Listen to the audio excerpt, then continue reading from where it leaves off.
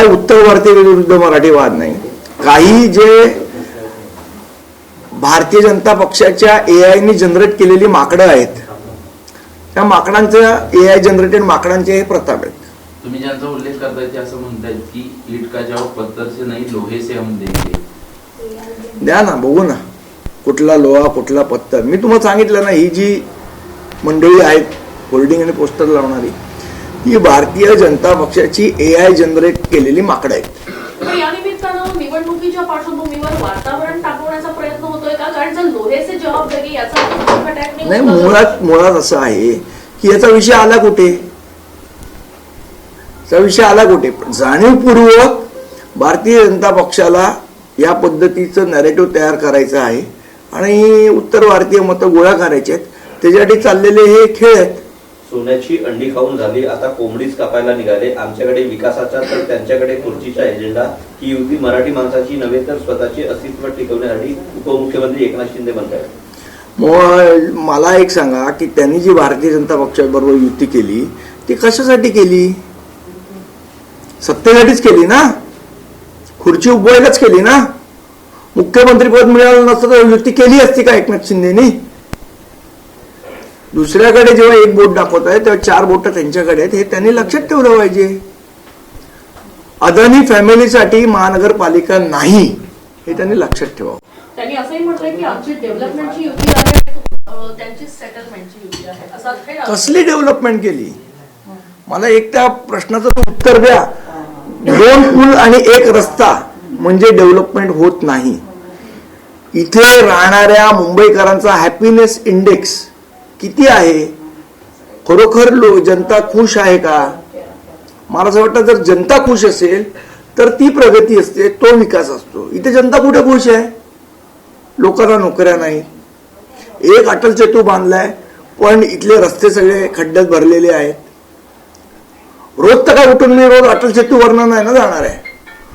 जे मुंबईचे रस्ते आहेत त्याची काय अवस्था आहे? जागोजागी कचरा पडलेला आहे. कचऱ्यामध्ये 2,000 कोटीचे भ्रष्टाचार केलेले आहेत. याची उत्तरं भारतीय जनता पक्षाला द्यावी लागतील ना. शेवट तुम्ही 20 वर्ष सत्तेत होतात महानगरपालिकेत, भारतीय जनता पक्ष चालली का? त्यांनी असंही म्हटलंय की गेली 25 वर्ष शिवसेना सत्तेमध्ये होती आणि गेले 25 वर्ष भारतीय जनता पक्ष सत्तेत होती महानगरपालिकेत. पारेकरी म्हणून स्वतःला म्हणून घेत होते. ते पारेकरी का झोपा काढत होते का डोळे मिटून हात पुढे करत होते? एकदा उत्तर त्यांनी पण द्यावं. आशिष शेलारांनी देखील काल टीका केली. ते म्हणते ती कालची पत्रकार परिषद नव्हती, ती शॉर्ट फिल्म होती. आवडली की नाही आवडली? सेन्सॉर झाले नाही म्हणतात. त्याजून शेलारांचा प्रॉब्लेम असा आहे, त्यांना सध्या त्यांच्या पक्षात विचारत नाही, त्यामुळे रोज हल्ली त्यांना रामदास आठवले चावलेत. राज ठाकरे यांनी काल म्हटलं होतं की पोरं चोरणारी टोळी सध्या कार्यरत झाली. त्याच्यावर एकनाथ शिंदे असं म्हणतायत की जे स्वतःची पोरं सांभाळू शकत नाही ते महाराष्ट्र काय सांभाळणार? जर सत्तेतलेच लोक गुंडांसारखे चोरायला लागले तर काय करायचं?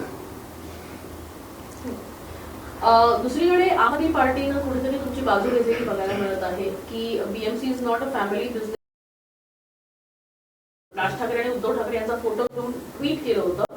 त्याला आम आदमी पार्टीनं रिप्लाय केला आहे आणि अमित साटम पासून राहुल नार्वेकरांपासून कसे फॅमिली पॉलिटिक्स मध्ये यांचे किती सांगायचे. आता कोण मला वाटतं अमित साटमांचा मेहुणा पण आहे ना, नगरसेवक शेलारांचा भाऊ, दरेकरांचा पण भाऊ आहे. अजून यादी निघेल. अगर बात निकलेगी तो बहुत लंबी जाएगी.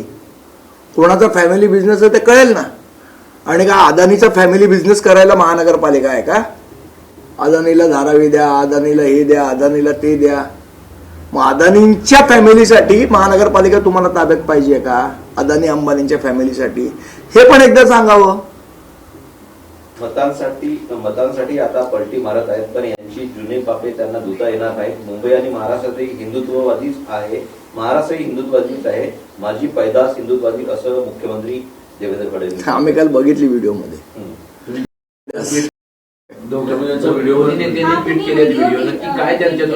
अल्लाह हाफिज असं त्याच्यामध्ये उल्लेख देखील आहे. अरे ज्यांची पैदास हिंदुत्ववादी आहे त्यांचे व्हिडिओ आहेत ते. किती छान हिंदुत्ववादी दिसत आहेत त्याच्यात, ते कौतुक वाटलं म्हणून व्हिडिओ ट्विट केले. असं काही आणखी मुंबई व्हिडिओ महानगरपालिकेचा रंग हिरवा करण्याचा प्रयत्न हा करण्यात येतोय असा आरोप जो आहे तो ठाकरेंवर होताना बघायला मिळतोय. हिरवा रंग आणि ठाकरेंवर आरोप. कोण करतंय हिरवा रंग? यांच्या डोक्याचाच हिरवा रंग भरलाय. कुरेशी, आशिष कुरेशी म्हणजे मुंबईला लागलेली बुरशी. कुरेशींनी आम्हाला शिकवू. आणि मला एक सांगा, जेव्हा रजा अकादमीचा मोर्चा निघालेला हुतात्मा चौकाच्या आपल्या आझाद मैदानाच्या इथे, त्यावेळेला ज्या पद्धतीची, त्यावेळेला कुठे होते हो यांचे हिंदुत्ववादी? घरात सगळे शेपट्या घालून बसलेले. कोण आलं बाहेर?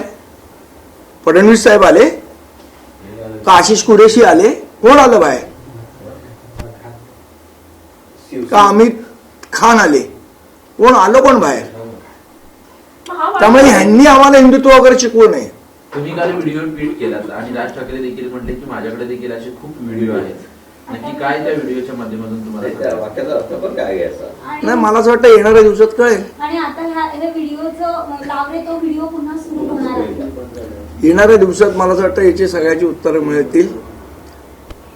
अभी तो सुरुवात आहे. शिवसेनेला 4 बडवे यांनी घेरले होते, त्यामुळे हे कारकून आणि बडवे कोण यांचे उत्तर राज ठाकरेंनी अगोदर द्यावं असं आशिष शेलार काल म्हणाले होते. आपत परिस्थितीत नाही, कुठल्याही परिस्थितीत नाही, राष्ट्रवादीची युती नाही नाही नाही. एकीकडे महायुती सध्या सक्रिय असलेली बघायला मिळते, मात्र त्याच्यामध्ये अजित पवार पुढे सक्रिय नाहीयेत. अजित पवारांना डावलून मला वाटतं अजित पवारांना प्रश्न विचारा, तेच उत्तर देऊ शकतात. मी त्यांच्या वतीने उत्तर कसं देणार? पण मग हिंदुत्व आणि हिरवा रंग हा अजेंडा पुढे येण्यासाठी अहो, जे नवाब मलिकांच्या मांडीला मांडी लावून बसले ते काय आम्हाला शिकवत आहे? सत्तेसाठी बसले ना. नवाब मलिकनं घेतलं ना पत्राखाली. एवढे पर्सनल आरोप नवाब मलिकांनी ज्या देवेंद्र फडणवीस साहेबांवर केले, त्या नवाब मलिकांना सोडवण्याचं काम कोणी केलं? भारतीय जनता पक्षानेच केलं ना. बरोबर यांची अजित पवार साहेबांची युती झाली आणि नवाब मलिक सुटले जेलमधनं. लोक काय मूर्ख आहेत का? लोकांना कनेक्शन कळत नाहीत काही? म्हणजे ज्या भुजबळांवर यांनी आरोप केले त्याच भुजबळांना मंत्रिपद मंडळात घेतलं. ज्या त्या हसन मुश्रीफ त्या हातोडा घेऊन बिचारे किरीट सोमय्या गेले, त्यांचा हातोडा पण लोंबकळला त्याच्यामध्ये. मनसे आणि ठाकरे गटाची युती झाल्यानंतरच छत्रपती संभाजीनगर येथील सुमित कांबेकर जे जिल्हा सुमितचा विषय वेगळा आहे. आमची त्याचं बोलणं चालू आहे. थोडी नाराजी आहे, आम्ही बोलू त्याशी. पण मग ही नाराजी दूर करण्याचा प्रयत्न असेल. आम्ही बोलू, आमचे नेते मंडळी बोलतील त्यांच्याशी. जागा वाटपाचा काही पेच नाही, उमेदवारच मिळत नाही ठाकरे बंधूंना, असं देखील सांगितलं योगेश कदम बोलतात. कोण? योगेश कदम. योगेश कदम का बैठकीला हजर होता आमच्या? फुल अँड फायनल यादी कधीपर्यंत येऊ शकते? कारण अवघे 21 दिवस राहिले. अजूनही चर्चा चालू आहे. आज उद्यामध्ये यादी फायनल होईल. दादरच्या जागांवरून काही घोडं अडलं या प्रोसेसमध्ये मी नाही. आमचे वरिष्ठ नेते नांदगावकर साहेब आणि सरदेसाई साहेब बघतायत. ते तुम्हाला 1-2 दिवसात संपूर्ण.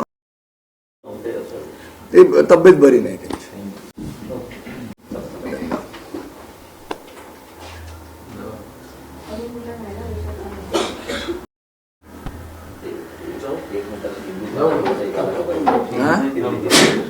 माईक पण सेपरेट घेतो, सेपरेट हिंदी नको. मराठी